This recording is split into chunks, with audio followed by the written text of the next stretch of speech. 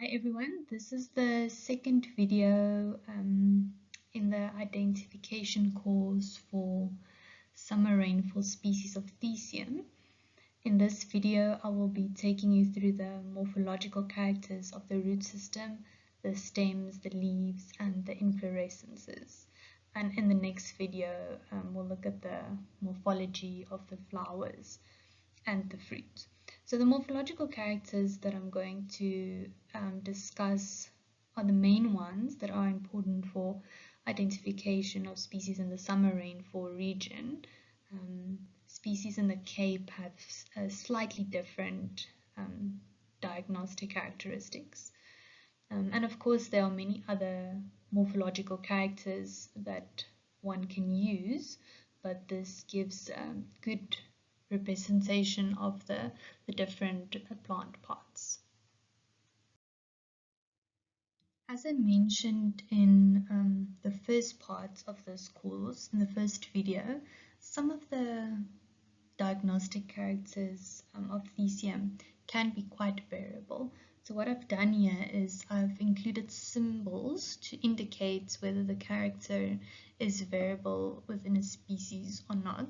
So this one little leaf shows that the character is not variable, and then these three leaves show that it is variable. It's just a artificial way for me to indicate which characters are always constant and which are not. But even though there is variability in some of the characters, there are still good diagnostic characters. It's just good to be aware that there might be slight variation. The first character is the root system. The first type being an underground stem, which is thickened underground, and this root type is associated with these small vegetative scales that you can see there in the circle, at least in the summer rainfall region. And then the second type is this slender branched root, which does not thicken underground, and it does not have any vegetative scales at ground level. A very useful character to distinguish among species is whether the surface of the plant is smooth or glabrous, or whether it's hairy. And in the summer rainfall region, there are very few species with hairy surfaces. Some examples being Thesium transvalense and Thesium hirsutum. In terms of stems, the majority of species in the summer rainfall region are herbaceous. As you can see here, they might have slightly thickened stems right at ground level, but very few species are truly woody. Some examples of woody species are Thesium procerum, Thesium gypsophiloides, and Thesium cupressoides. The foliage type is one of the easiest characters to use. The first type is well-developed leaves, so where you can clearly see the leaves on a plant.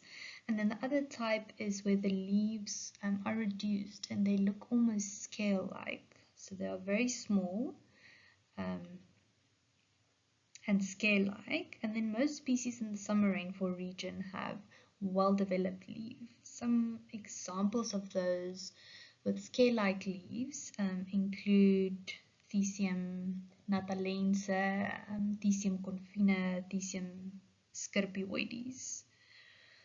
And that covers the most important vegetative characteristics. And then moving on to the inflorescence characters. The inflorescence characters can be quite complex and difficult to interpret, and for that reason we found that it's easier to divide them into several separate characters, and that's also what I've done here. So the first character is in the inflorescence apex, whether it's indeterminate or determinate. Indeterminate meaning that they are always younger and new newer flowers developing at the apex of the inflorescence. And determinate meaning that there's always a well-developed terminal flower, or it also refers to plants that have cymes, as you can see, and cymes meaning that there's more than one flower in the bract axil. So there's the bract, and then you can see there are two flowers. The second inflorescence character is the inflorescence structure, and there are 5 different types. The first is a raceme-like inflorescence, and we say raceme-like and spike-like because it does not always resemble a true raceme or a true spike. So raceme-like meaning that the flowers are on pedicels, like you can see here, and then spike-like meaning that there are no pedicels, so the flowers are sessile on the stems. The third and fourth types of inflorescence structures are both cymes. As I said before, a cyme meaning that there's more than one flower in the bract axil. For example, here you can see the bract, and there's a flower that already developed into a fruit, and then there's another flower here and more flowers developing there. So there are 2 different types of cymes, the first being a monotracial sign, and this means that there's always one flower developing next to the previous flower. So there was a flower, and then a younger flower developed next to it, and here's another younger flower developing next to it. And then the second type is a ditracial cyme, di meaning 2, mono meaning 1. And this is where 2 flowers develop next to the existing flower. The last type of inflorescence structure is a solitary flower, and this character is actually quite rare in the summer rainfall region. And this example is of Thesium durum. There are several characteristics related to the bracts.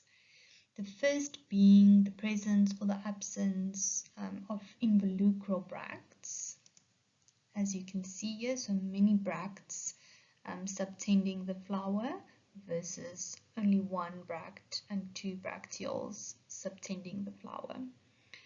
And there's only one example of species with involucral bracts in the summer rainfall region, and this is Thesium durum.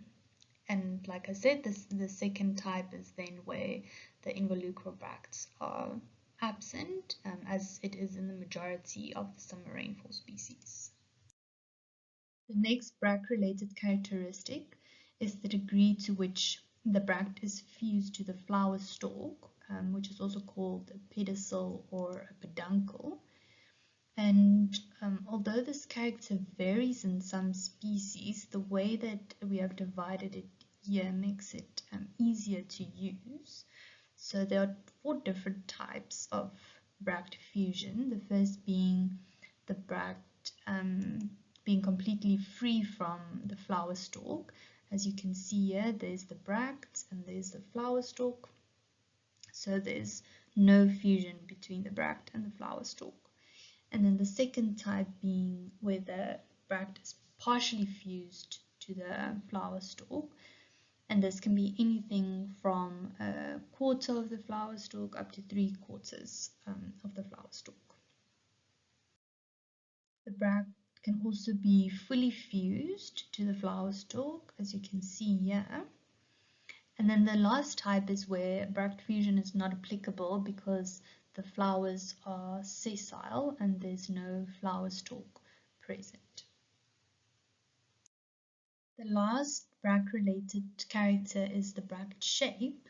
The majority of species in the summer rainfall region have more or less linear or lanceolate bracts, but some of the species can be easily distinguished by their bract shape, such as species with ovate bracts, and this includes Thesium uvatifolium and Thesium Machalis montanum, and species with deltoid or more or less triangular bracts like Thesium natalense and Thesium scirpioides.